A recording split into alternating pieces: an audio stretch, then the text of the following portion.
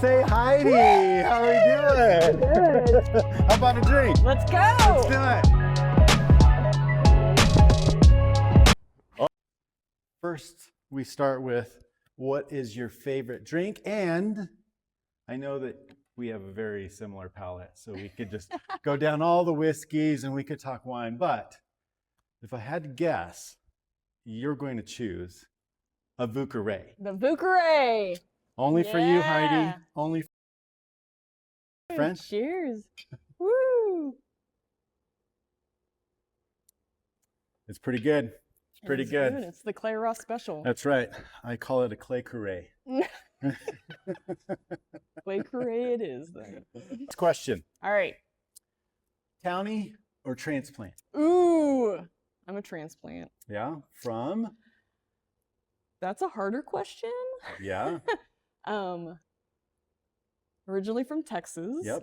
But my husband is in the military, so we've moved around multiple places. What part of Texas?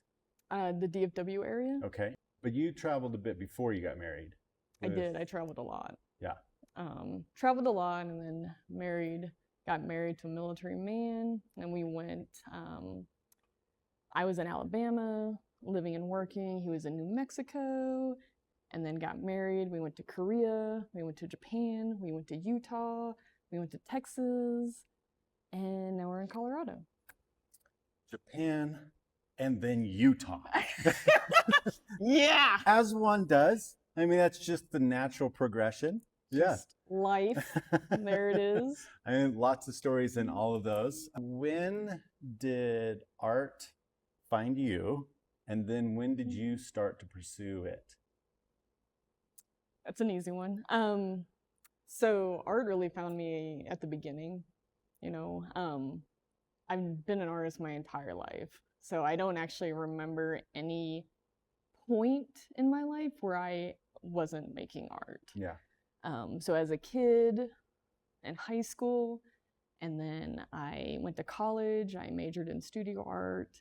I went to graduate school, more art, 2 master's degrees, and then wanted to teach because I love art. Yeah. So then was a fine arts professor for almost 15 years.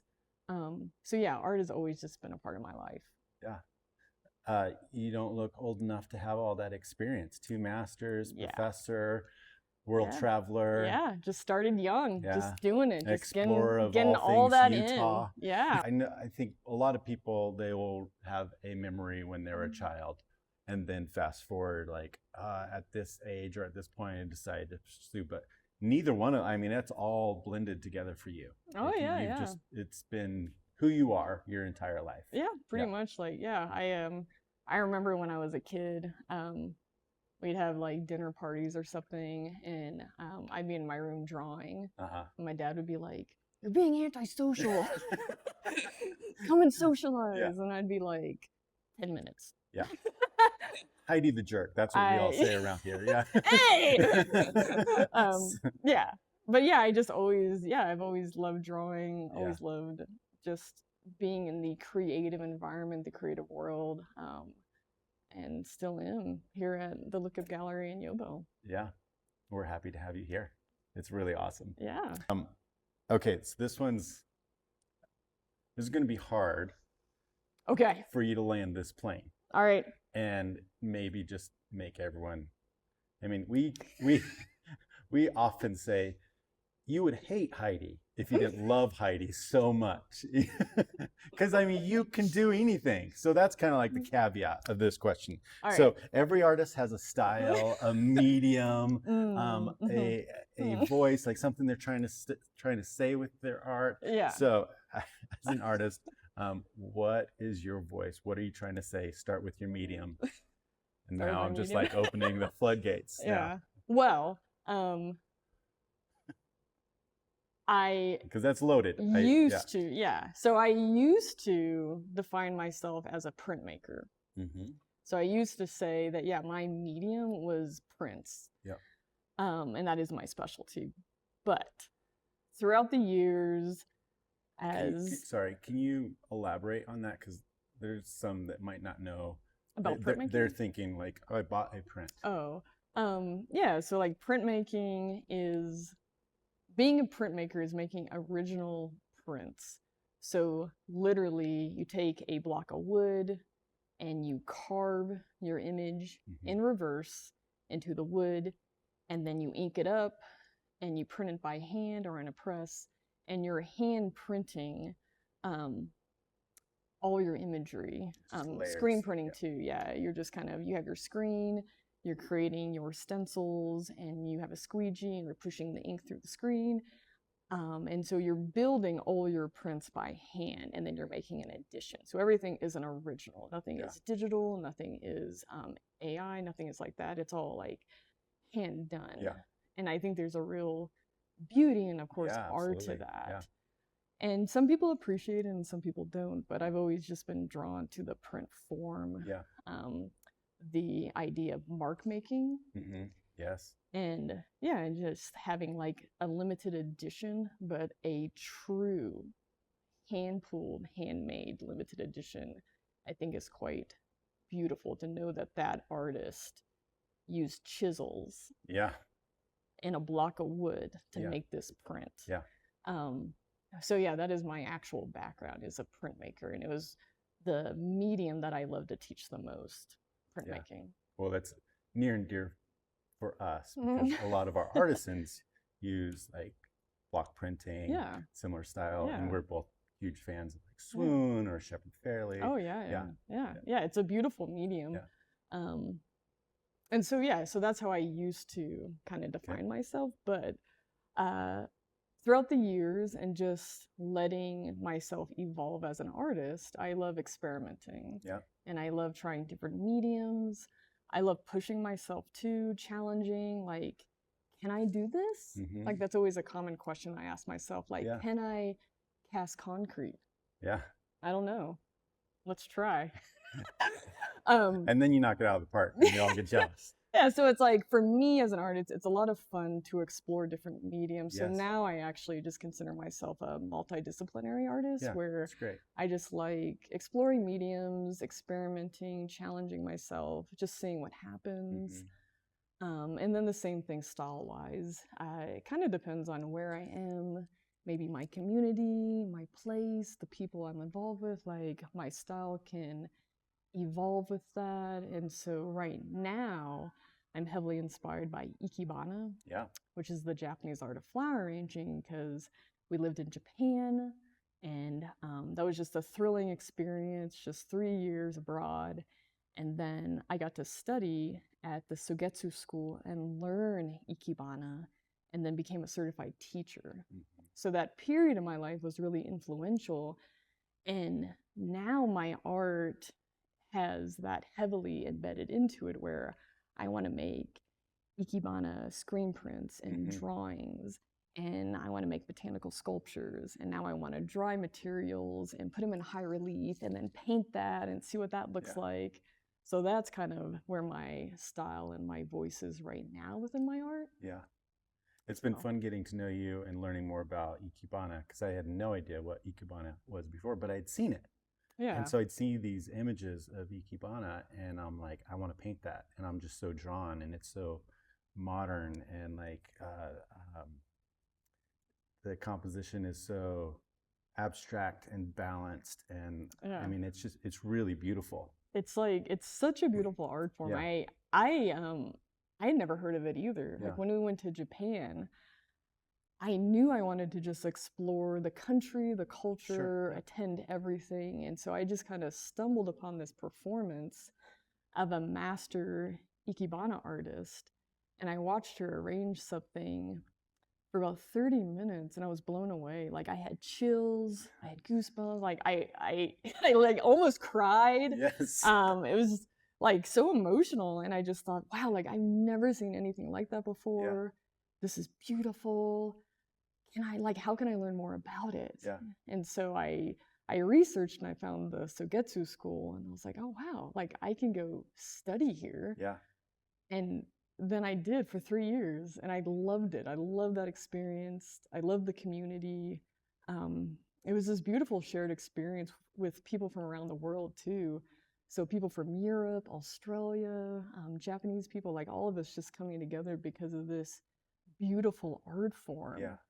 And that was just really, in its own way, just this magical experience. That's awesome. So from there, how did you get back here? To Colorado? Yeah. Um, Because I mean, that's kind of like for you as an artist, kind of life changing, oh yeah, yeah, Ikebana.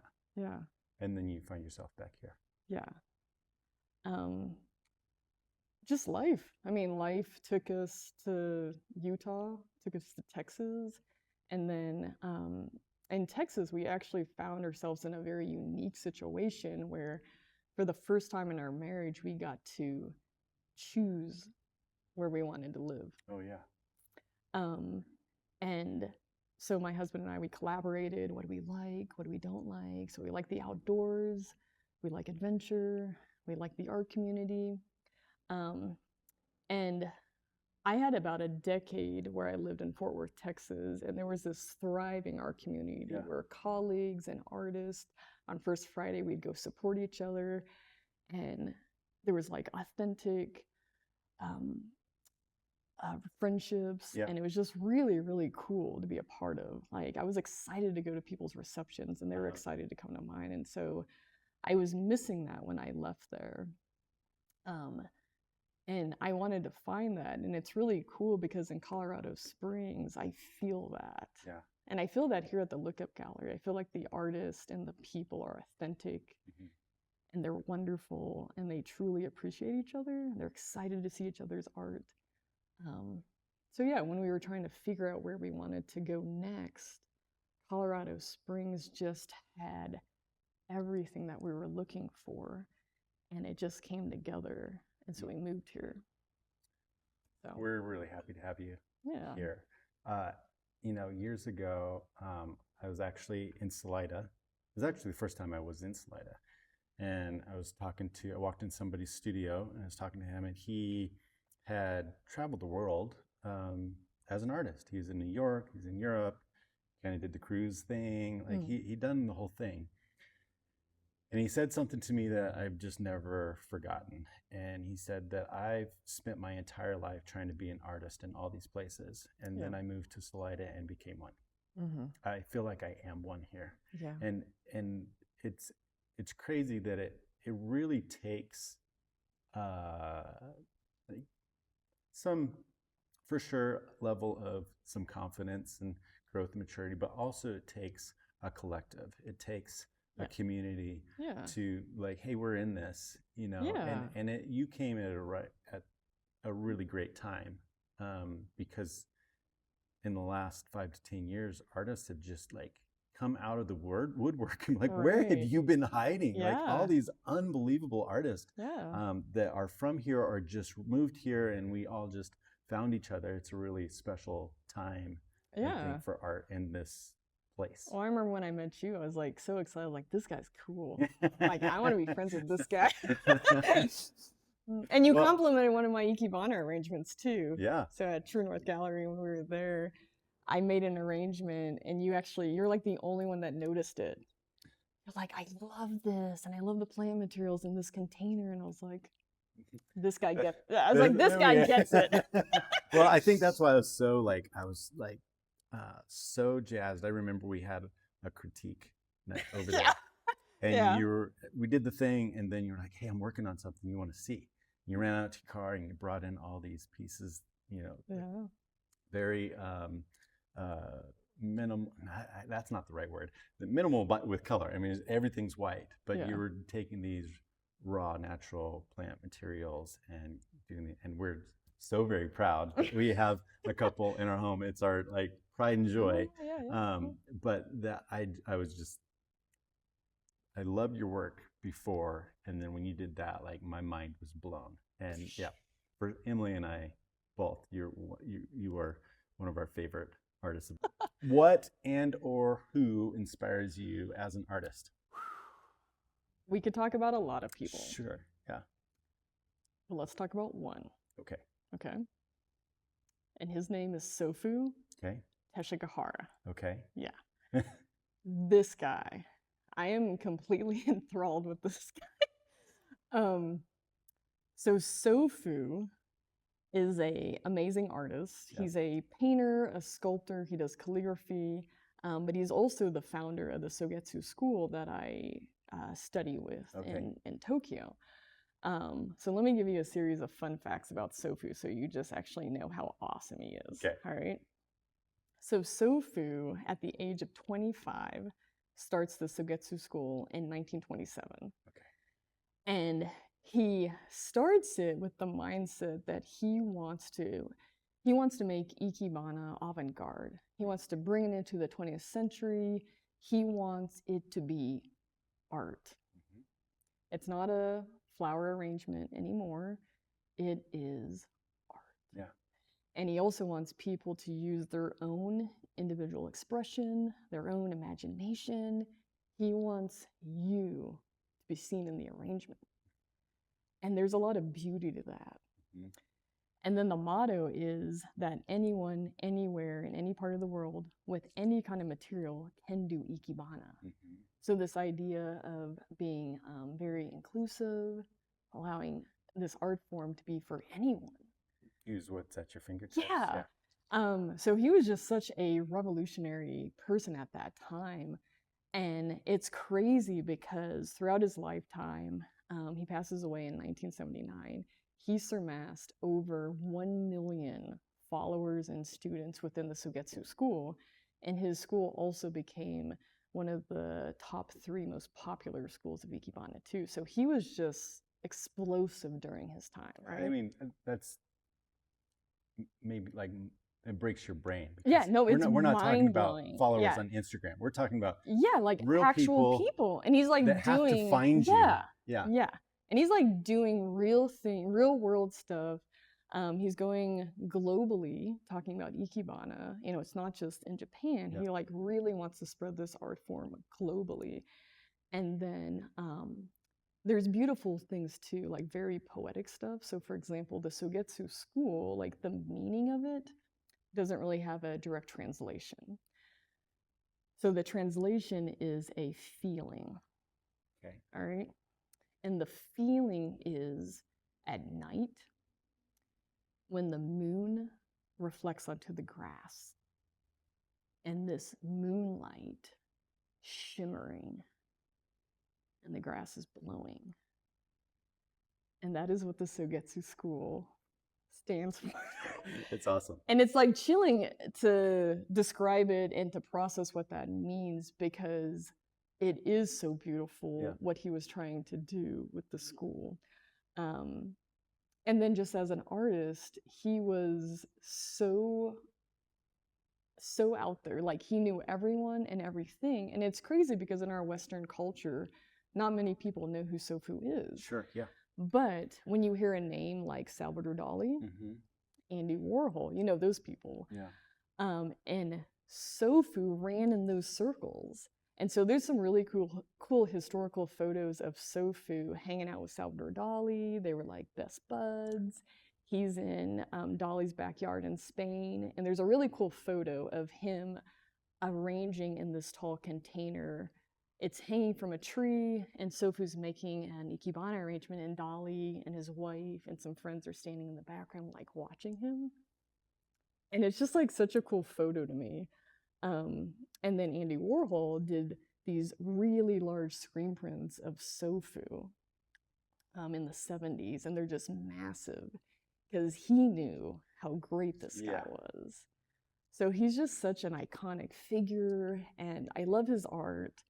I love his life. I love his career. And also, he just has the best quotes. Every time I read a book or an article, I'm just like, Sofu, you nailed it again. Like, oh man, I'm going to think about that all day. Like, he has the greatest quotes.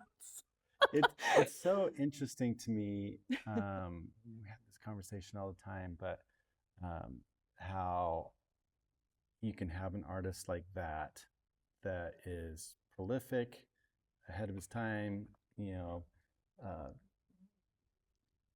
forging the way, all of these things, side by side in the same room with these other people, but forgotten.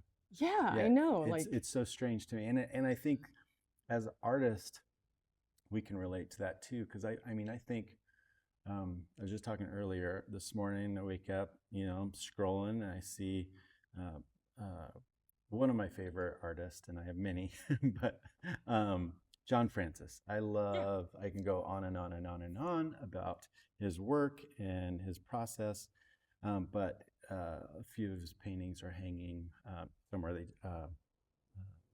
just hung somewhere. Anyways, um, and this is from show years ago, and I'm like, these need to be in someone's home. Like yeah, this, I mean, this is right. extraordinary work, and I think about that all the time.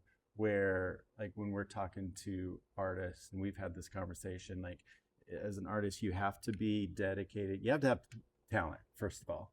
Yeah, You have to continue to learn, be dedicated, driven. Do all those things. You need to have some hustle in you, and then the fourth, like most important thing, and it sucks, but yeah, kind of have to be lucky.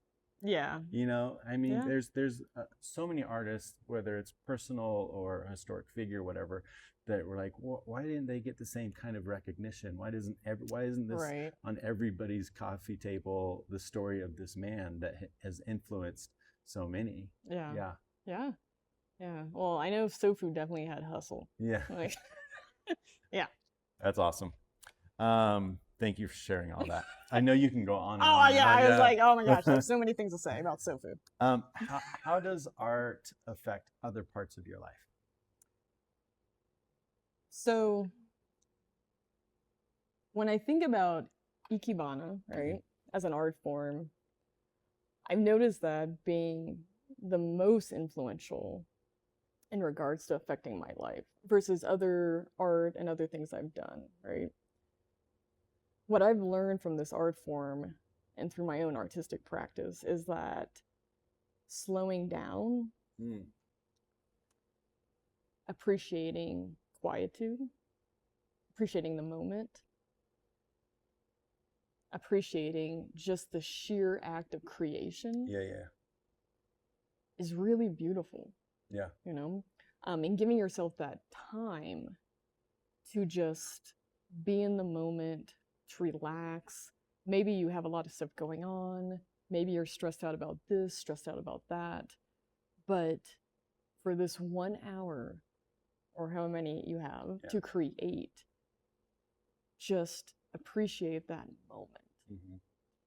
And I love that. Yeah, I used to be really hurried, yep, go, go, go. I got to get this done, got to get that done. That's fine, you know. Uh, and then through practicing Ikebana in that art form, um, I've learned I've learned to see art in a different way, mm. and I've learned to do my art practice in a different way, and it's been a lot more settling and a lot Yeah, nicer, yeah, you know. So I really appreciate that. yeah.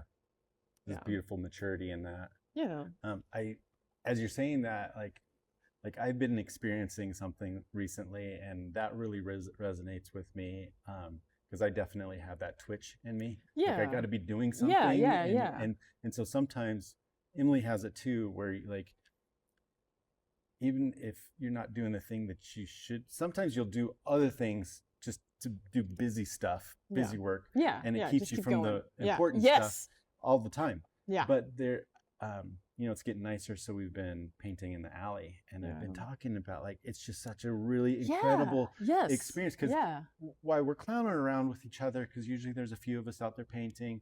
It's fun, we're kind of being children out there. People are distracting, not distracting in a bad way, but they're coming up and talking to you and everything. yeah, But what's been really cool is what you just said, like that slowing down part, and I feel like I need to like hold on to that. Remember, years ago, my dad was uh, he was a sales rep and he was traveling all over the place, and it was really moving because he got to this place where he started to embrace moments.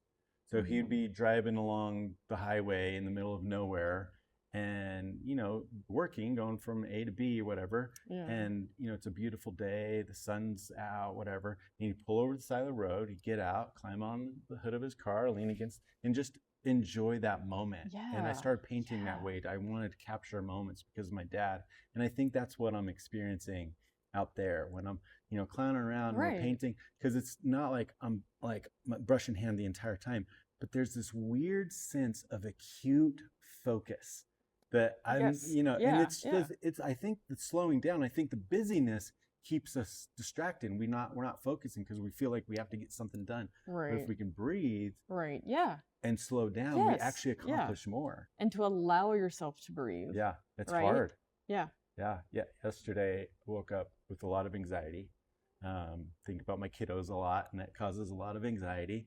And but we got to go see another friend of ours. Just had a baby Joy, and it's like Aw. we're leaving. I'm like, my heart's beating out of my chest and stuff. And we get there, and I'm holding baby Joy, and it's just like, oh, good medicine. Like it just, Oh, just those moments. yeah. Yeah, it's really Yeah. special. Yeah. That's a really beautiful thing with Yeah. what Like, you've experienced with Thinking About yeah, all those moments, all those relationships, the banter, It. like all that's special. It's yeah, And when you can recognize it being special versus it just, being your day or something, Yeah. like, appreciating friendship. Yeah. I think that's really, yeah, like you said, shows maturity. Really, Yeah. kind of is a really cool thing. Yeah, that's So. awesome. Yeah. Thank you. Okay, what is your favorite, and also what is your least favorite part of creative process? So my favorite part about the creative process is that I actually get to feel like me. Oh, yeah. There's different roles that we play in life, Sure. right? Yep. And sometimes we have to do them, sometimes we're forced to do it, whatever. But like when I get to be an artist, when I get to teach my classes, I feel like 100% me. And that feels good. Yes. It feels Yeah. good. It feels like I'm where I'm supposed to be. Mm-hmm. And it doesn't matter what I'm creating, right? Like if I'm experimenting, if I'm trying out a new medium, it doesn't matter like what I'm making, even if it's like a failure that day in Sure, terms of yeah. like art, Yeah. right? It doesn't matter. The creative process and knowing that that's my purpose, to be a creative, to be an artist, like that's when I just feel like me. Yeah. And I knew that really early on in life. So I'm thankful for that. Yeah. That's pretty huge. Yeah, because I always knew art would always be a part of my life. Whether, I'm a professor or whether I'm a small business owner. Whatever it might be, like art has to be in my life. Yeah. Because that's what makes me complete. Yeah. So good. Yeah. And then the least favorite part would be so I'm very methodical. Like to the point where I can't finish something. Oh yeah. Right? Or I'm experimenting. Getting your own way. Yeah. And like it's so bad sometimes because like I have an idea, right? And I'm thinking about that idea and I'm thinking about it and I'm taking notes on that idea and then I'm sketching that idea and then I'm on the computer making a digital mock-up and then I'm sketching again and then I'm talking to someone about my idea and then I'm taking more notes. Oh wait, now I've got to read a book about my idea. Now I'm reading a book and now I'm thinking and now I'm like it's so methodical. It's so terrible. Yeah. That it basically like sometimes I never make the art because I'm thinking so much about the art. Yeah, like it's like ridiculous. Yeah. So it's my least favorite part because I'm such an overthinker and I'm such an overplanner and I'm such so like for example, right? I did a series of I called it botanical concrete.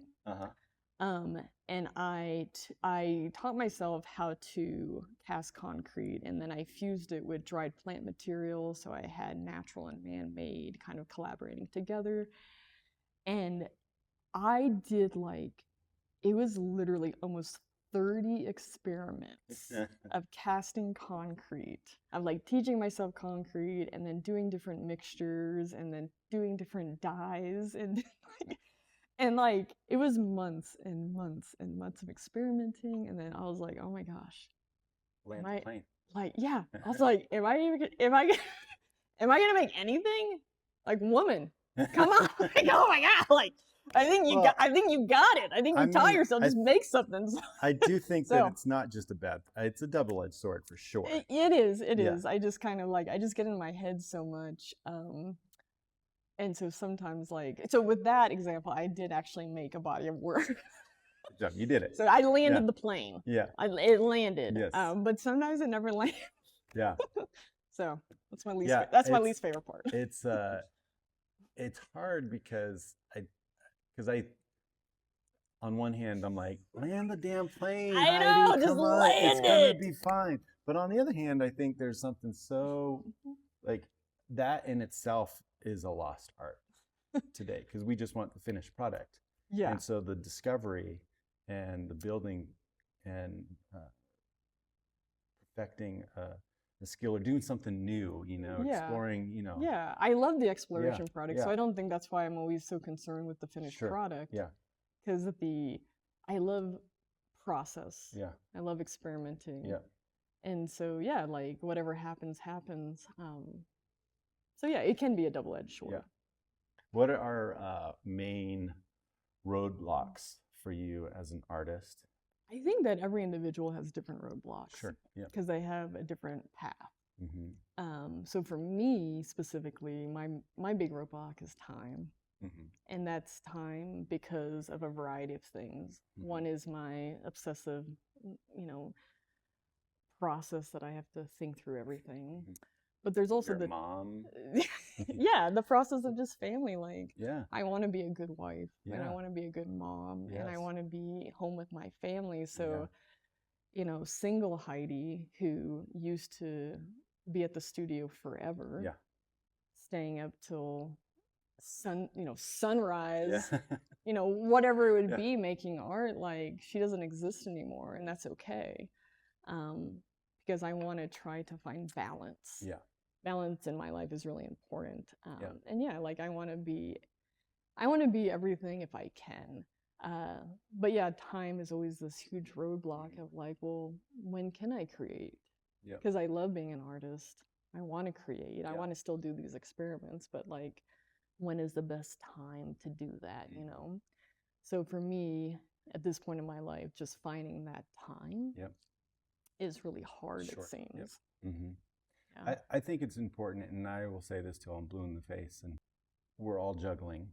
And I often say you have to have the real job to pay for the dream job, Yeah. So whether you are a full-time mom or you have this job or whatever it is, like I think there's this unfortunate mindset, this all or nothing.